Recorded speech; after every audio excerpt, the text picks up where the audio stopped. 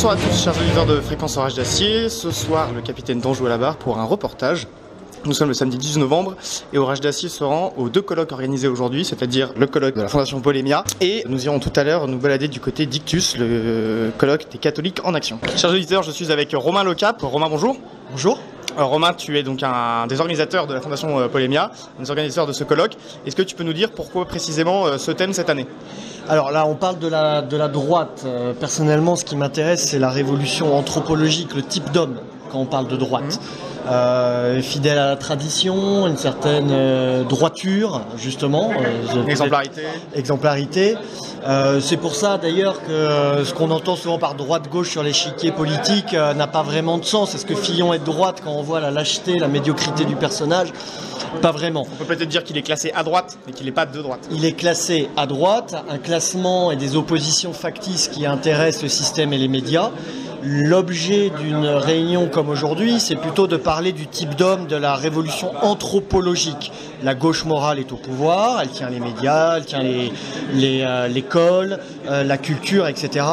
À un moment, peut-être un peu naïvement, beaucoup dans notre milieu de pensée ont cru qu'il y avait la possibilité de regagner du terrain dans les idées. L'élection de Macron a prouvé quand même qu'on en était loin, que Macron, qui est un libéral libertaire, est au pouvoir. Ses idées sont au pouvoir partout, donc il reste encore beaucoup de chemin. Voilà ce qu'on peut dire dans un premier temps. Je vois donc la liste des intervenants présents aujourd'hui qu'il y a donc plusieurs sensibilités qui sont représentées. L'affiche représente un ring de boxe. C'est donc que ces personnes-là vont monter dessus pour non pas s'affronter, mais en tout cas débattre pour tirer peut-être le meilleur de chacun, puisque il y a des personnalités, on va dire plus libérales, d'autres plus radicales au sens latin du terme. Je pense qu'un des objets de la Fondation Polémia, c'est plutôt d'être le coach qui va envoyer le combattant sur le ring. Pas forcément quel est le ring, quel est le lieu de l'affrontement. En France, il y a les élections. Vous savez qu'on a cette espèce de maladie et de passion en même temps qui sont les élections. Tout s'arrête au moment des élections. Donc autant avoir des champions qui représentent bien ce qu'on pense. Mais c'est un ring parmi d'autres. Et Polémia a bien ça en tête. Il y a d'autres rings, c'est celui du combat des idées, du combat culturel. Coachons le maximum de champions pour les envoyer sur le ring. C'est un peu ça que ça représente. C'est pas Jean-Yves Le Gallou qui va aller sur le ring affronter Emmanuel Macron ou Georges Soros. Okay, très bien. Merci beaucoup Romain. Merci à vous. Chers auditeurs, nous voilà maintenant avec Philippe Christel, qui est également un des fondateurs de Polémia. Philippe, bonjour. Bonjour à tous. Philippe, les principes de la droite et de la gauche ont été assez galvaudés. Leurs noms, aujourd'hui, des gens sont classés à droite et on dit qu'ils sont de droite alors que c'est peut-être totalement faux. Je pense notamment à des gens comme Fillon. Pouvez-vous nous dire ce qui caractérise pour vous la droite ? Qu'est-ce qu'être de droite pour vous ? Les échanges de ce matin ont montré que la catégorisation droite et gauche n'était pas chose si simple, suivant qu'on se pose sur un principe de fonctionnement, sur un principe historique ou sur un principe plus essentialiste. Moi, pour résumer, comme je suis un garçon simple, pour moi, les gens de droite sont ceux qui savent clairement qu'ils ont plus de devoirs que de droits, et les gens de gauche, c'est l'inverse. À l'affiche de l'événement figure un ring de boxe. Est-ce que Polémia doit envoyer quelqu'un sur le ring ou est-ce que Polémia est dans le ring ? Et avec qui ? Contre qui ? Je crois que le travail de Polémia, c'est de s'assurer que celui qui montera sur le ring est le plus outillé possible, le plus entraîné possible et avec les gants les plus affûtés possibles. Très concrètement, on assiste aujourd'hui à une droite ou prétendue telle qui a explosé, qui ne sait pas, dont personne ne sait où elle habite, qui n'a pas de représentants, et les représentants autoproclamés ou ceux auxquels on peut penser aujourd'hui, que ce soit au Front National ou avec Laurent Wauquiez, ne nous satisfont pas en tant que tels. L'idée est de trouver celle ou celui qui montera sur le ring. L'avantage, c'est que nous avons un petit peu de temps pour le faire, même si le calendrier et les événements qui pèsent sur notre pays est dramatique, mais on ne va pas se précipiter sur des combines d'appareils. Il faut reconstruire, et reconstruire, comme l'a dit un intervenant ce matin, par les idées, par l'idéologie, par le projet. C'était Guillaume Bernard. C'était Guillaume Bernard, et ce qu'a également dit Bruno Maigret en disant la droite se reconstruira par les idées. Et je crois que, par exemple, ce qu'il a mis en évidence sur la nécessité de dépasser la vision purement française des choses pour réfléchir sur un échelon européen, civilisationnel, mais aussi institutionnel, sans tomber dans les pièges de l'Eurobéa de Bruxelles, ça me paraît des pistes tout à fait stimulantes pour la suite. Merci beaucoup Philippe. Merci. Chers auditeurs, nous croisons dans les couloirs Xavier Aimant. Xavier, bonjour. Bonjour à vous. Au vu des différentes personnalités, des différents types de personnalités qui s'affrontent, on va dire, en tout cas qui essaient de débattre sur ce ring, est-ce que toi tu penses par exemple que le dialogue est possible entre libéraux conservateurs et conservateurs radicaux? Alors très clairement, malheureusement, le dialogue est toujours possible. Après qu'il en sorte quelque chose d'utile et de constructif, je suis un peu plus dubitatif parce que je pense qu'il y a quand même des césures très importantes entre ces deux courants.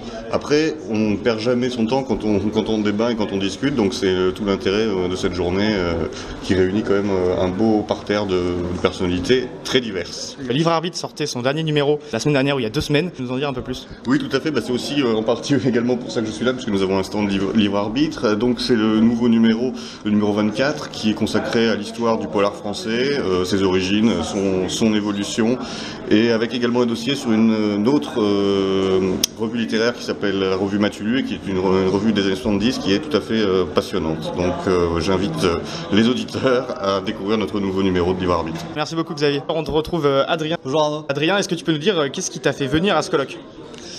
Alors c'est l'intérêt que je porte pour les questions intellectuelles. Il y a une forte demande du peuple de droite en France, mais il n'y a aucune incarnation politique du phénomène d'Exrogir, enfin de ce que Guillaume Bernard propose d'appeler le mouvement d'Exrogir. Et on voit ici plusieurs acteurs politiques, des penseurs. Et pour moi, il était important que ces gens se rencontrent et qu'ils fassent découvrir leurs idées à un plus large public. Est-ce que tu peux peut-être nous dire ce que tu penses du libéral-conservatisme? Alors moi, je pense que c'est possible d'être et libéral et conservateur, ou alors il y en a forcément un des deux qui est dévoyé. Je pense que c'est une impasse totale et il n'y a aucune cohérence idéologique à se prétendre libéral et conservateur. Un grand nombre d'auteurs l'expliquent très bien, notamment Michéa, mais c'est surtout qu'on voit politiquement que tous ceux qui choisissent l'option libérale-conservatrice n'ont jamais réussi à percer et en fait quoi que ce soit. Ne conservent rien et sont toujours à la remorque de la gauche. Il n'y a qu'à voir sens commun. Merci Adrien. À bientôt. Après avoir vu des spectateurs, après avoir vu des organisateurs de cette journée, nous sommes maintenant avec un de ses acteurs principaux, Guillaume Bernard, bonjour. Bonjour. Guillaume, est-ce que vous pouvez peut-être résumer de manière succincte votre intervention de ce matin pour les intervenants, pour les auditeurs qui n'ont pas la chance d'être ici aujourd'hui? Oui, évidemment, l'opinion publique de droite, le peuple de droite a pris un coup de bambou sur la tête à l'occasion des élections présidentielles et législatives de 2017.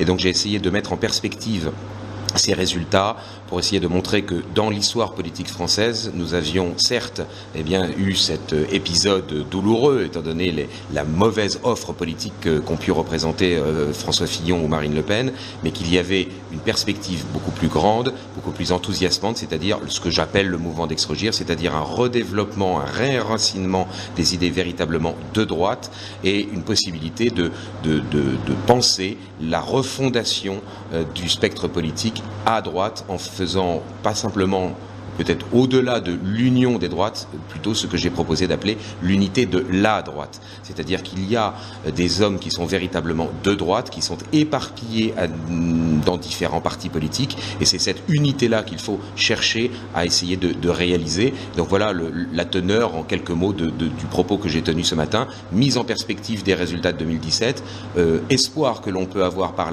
ce que j'appelle le mouvement d'Exrogir, le redéploiement des idées de droite, et une nécessité de refonder la droite, non pas en prenant tout ce qui est à droite, mais en prenant ce qui est de droite dans les différents partis politiques. Si l'offre politique, à l'évidence, aujourd'hui est défaillante, eh bien, il faut penser à la remplacer, à la changer sur une base, je dirais, doctrinale cohérente, qui est une base, je dirais, classique, de philosophie classique. Merci Guillaume. Quand vous parlez de cette union, vous parlez en fait de l'union du peuple de droite et non pas des appareils.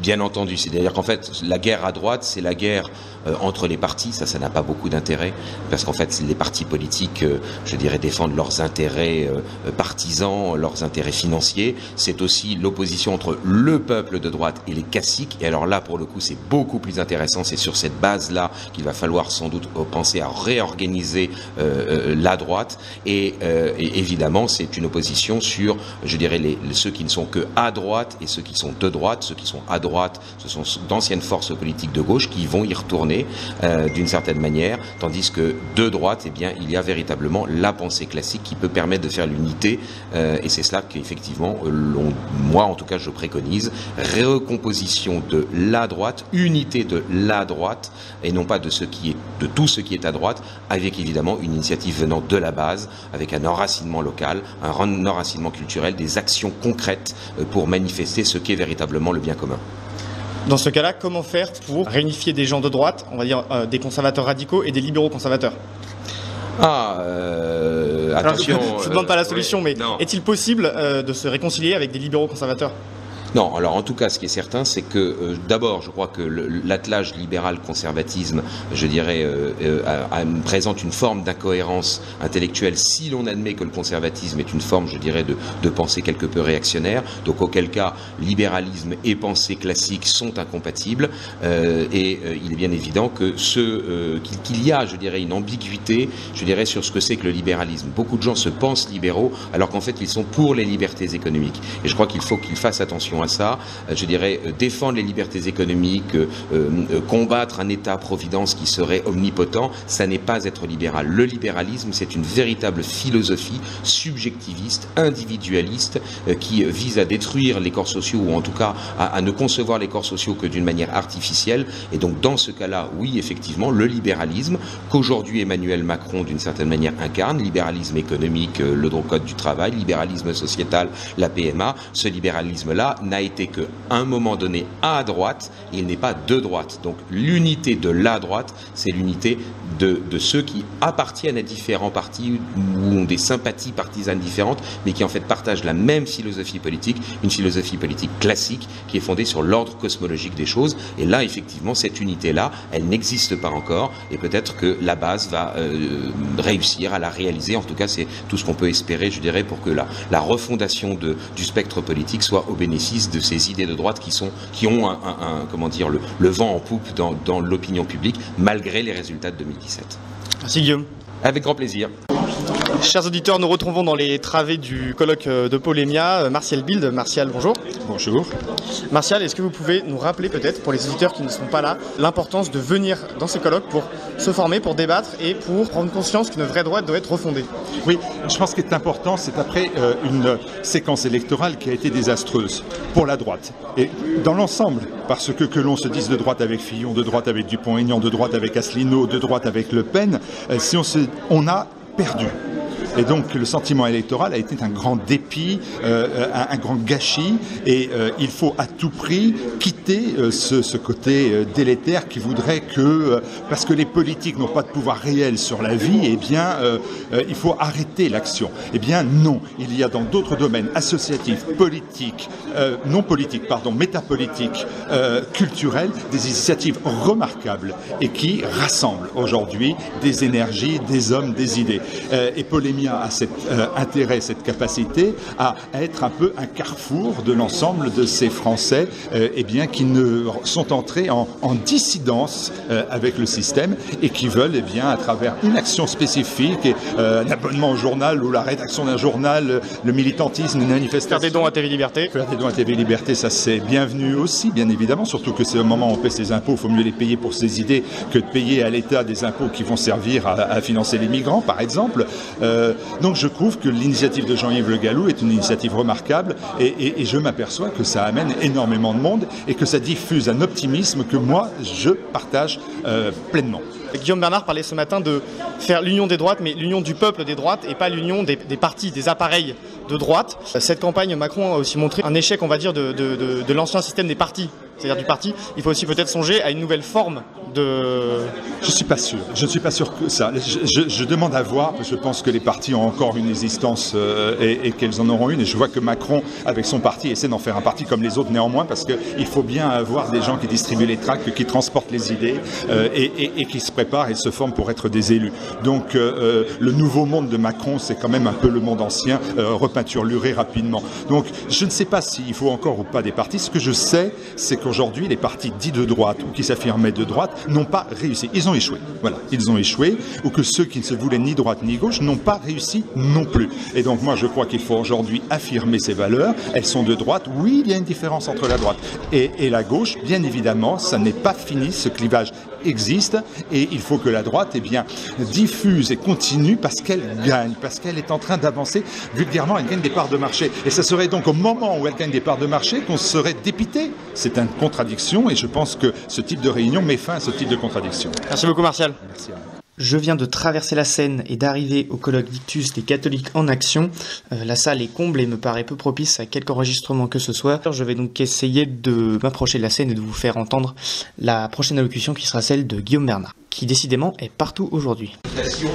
Il est toujours délicat évidemment de prendre la parole en premier, je dirais, dans une salle d'intervention, de tenir le temps. Et c'est d'autant plus délicat pour moi que les impératifs familiaux et de la SNCF vont me conduire à quitter je dirais, notre assemblée très rapidement. Je tiens véritablement à m'en excuser auprès des intervenants suivants et de vous-même. Alors deux points me semblent nécessaires, je dirais, à évoquer. D'une part, la question de la faiblesse, voire de l'impuissance politique des catholiques, et d'autre part, la question des conditions d'un engagement politique des catholiques qui serait efficace. Le premier point, la faiblesse. L'impuissance politique des catholiques ne vient pas, me semble-t-il, seulement de la force de l'ennemi. Elle vient de notre propre faiblesse, de nos incohérences et parfois même, il faut bien le dire, de certaines de nos lâchetés. Comment voulez-vous que nous passions pour des personnes sérieuses, que nous ne passions pas pour des personnes hypocrites quand il y a 800 000 personnes contre le mariage pour tous et quand il y en a 10 000 à la marche pour la vie? J'avoue que, évidemment, les hommes politiques se disent que nous sommes peut-être facilement achetables et que nous faisons passer nos intérêts économiques avant nos valeurs. L'impuissance politique des catholiques me semble aussi venir de notre, bien sûr, faiblesse numérique. C'est 4%, les messalisants, c'est-à-dire ceux qui vont à la messe tous les dimanches, c'est 4% du corps électoral, c'est 13% du corps électoral lorsque ce sont les catholiques pratiquants, c'est-à-dire au moins une fois par mois. Autrement dit, le nombre, évidemment, est insuffisant pour pouvoir faire une victoire électorale, mais c'est un nombre qui, tout de même, est suffisant pour pouvoir, lors d'une élection à 2 tours, et en particulier au 2e tour lorsque le score est serré, pouvoir faire la décision. Elle peut être donc compensée par justement le mode de scrutin, notre faiblesse numérique, mais également par la mise en œuvre d'autres actions, je pense en particulier au lobbying, essayer de convaincre, et à défaut, faire pression. Mais encore faut-il, pour pouvoir faire pression, accepter l'idée de devenir un vote flottant, un vote qui se désolidarise d'un certain nombre, je dirais, de candidats qui apparaissent comme étant évidents. Enfin, la faiblesse des catholiques vient aussi de ce qu'ils négligent qu'il n'y a pas, dans le fond, je dirais, une réponse catholique forcément globale. Il y a un certain nombre de questions qui sont dogmatiquement tranchées, mais il y a un certain nombre d'autres qui sont naturellement laissées à la prudence des fidèles, à la prudence des personnes. Et donc je crois qu'il faut aussi envisager, sous l'angle du droit naturel, sous l'angle de l'ordre cosmologique des choses, la politique, et pas uniquement sous un angle religieux qui pourrait nous conduire à une forme d'augustinisme politique. Le deuxième point, donc, les conditions d'un engagement politique des catholiques. Je crois qu'il est plus nécessaire que jamais, malgré d'une certaine manière la déception qui a pu marquer un certain nombre d'entre vous lors des élections de cette année. Pourquoi plus nécessaire que jamais? D'abord, il y a une crise de la représentation.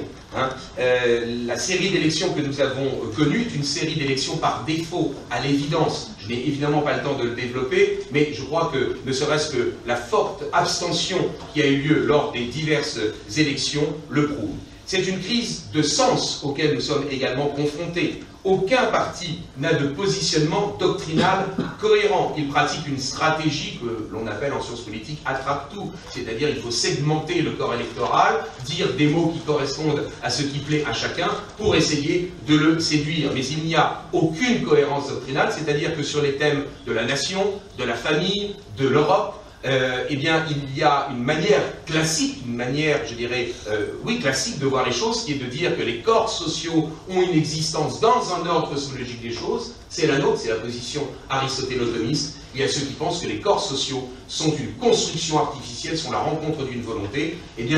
vous remarquerez que tous les programmes politiques des différents partis présentent des aspects classiques ou des aspects modernes sur l'un ou l'autre sujet. Il y a une nécessité pour nous de nous investir pour exiger une cohérence doctrinale des partis.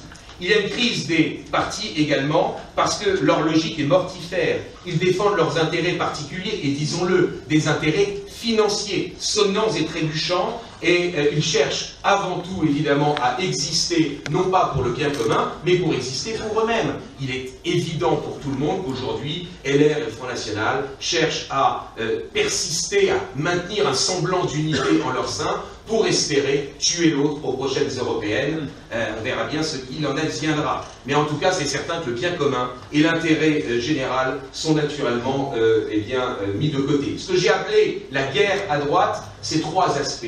C'est la guerre entre les partis, c'est la guerre entre la base et les caciques, et c'est la guerre entre ce qui est de droite et ce qui est simplement classé à droite. Je vous renvoie, si vous le permettez, à ce que j'ai essayé d'expliquer dans le mouvement d'Exprogir. Tout ce qui est à droite n'est pas nécessairement de droite. L'engagement politique, ça n'est pas l'alpha et l'oméga, évidemment, de l'engagement social pour le bien commun, mais il est légitime de s'y investir.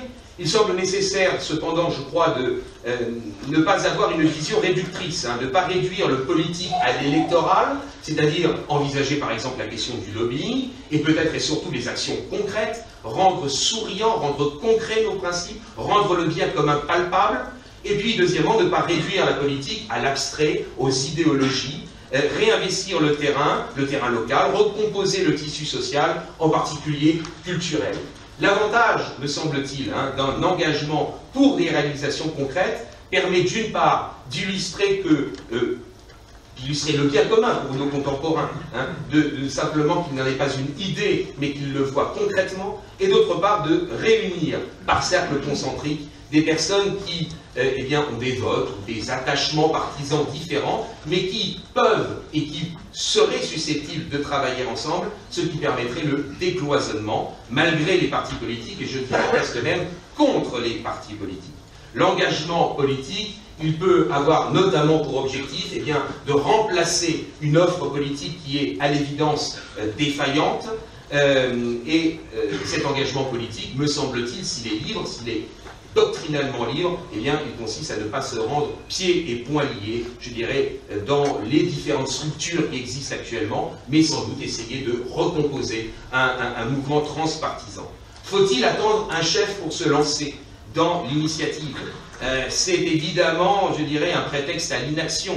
Et en fait, réfléchissons un instant, si nous invoquons le principe de subsidiarité pour dire que, naturellement, les corps sociaux doivent fonctionner selon ce principe, il n'y a aucune raison de ne pas penser que, naturellement, par l'application du principe de subsidiarité, les chefs ou le chef nécessaire à une action politique pourront se réaliser. Vous le savez bien, si Jeanne d'Arc a pu intervenir pour délivrer Orléans du siège des Anglais, c'est parce qu'il y avait d'abord des résistants à Orléans qui empêchaient les Anglais de rentrer dans la ville, et donc les chefs émergeront naturellement. Notre force, et je terminerai là-dessus, notre force, c'est que nous ne nous battons pas pour des idées issues de notre petite rationalité, nous nous battons pour la défense d'un ordre cosmologique des choses dont nous avons le devoir, d'une certaine manière, de l'illustrer et de le révéler, de procéder à ce que les Grecs appelaient une aletheia.